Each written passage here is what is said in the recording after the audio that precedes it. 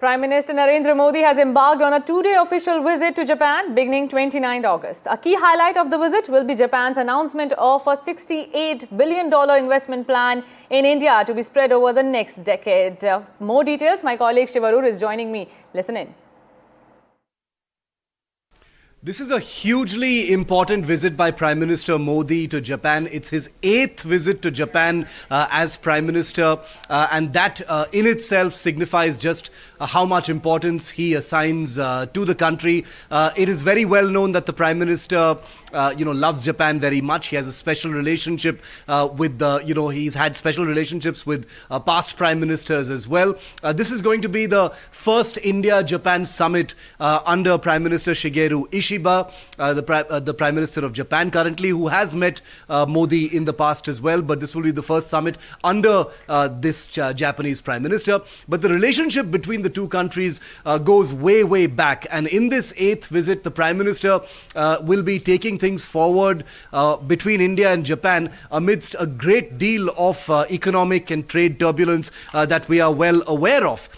Japan is a big investor in India. Japan plays a huge role economically in terms of infrastructure, in terms of transport, rail, rapid transit, etc. here in India. So taking all of those things forward at the economic and investment level is going to be big. There are some crucial business meetings that the Prime Minister will be addressing.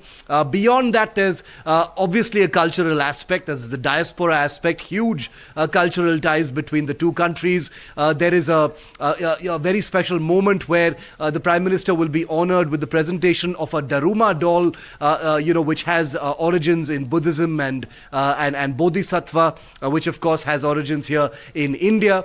So there is that aspect of it. There is also the strategic and defense aspect. Japan is seen as a country that has very advanced defense technology, and India post Operation Sindoor will be looking to align in terms of partnerships and co-production projects with Japan. That's going to be on the table as well. Beyond that, the Indo-Pacific is important. Remember the Quad, which is basically the US, India, Japan and Australia. There are questions over what the future of the Quad is really going to be with the current turbulence that both Japan and India are facing from the United States. The strategic relationship in terms of the two navies, in terms of joint patrolling, the South China Sea, the Indo-Pacific in general, all of those things will also be on the table in discussions between Prime Minister Modi and Prime Minister Ishiba. But very, very important relationship between the two countries that needs to be taken forward. Many people say that while the media actually sort of obsesses with what the Prime Minister's next destination is going to be, because from Japan he heads to China, and of course we'll be tracking that very, very closely as well from the ground in Tianjin in China for the SCO summit. There are strategic observers who say that the media is focusing too much on China, but it is this visit to Japan that actually has the bigger takeaways in terms of how India and Japan can actually gain from the current geopolitical churn across the world. So we'll be looking at that very, very closely. Prime Minister Modi in Japan.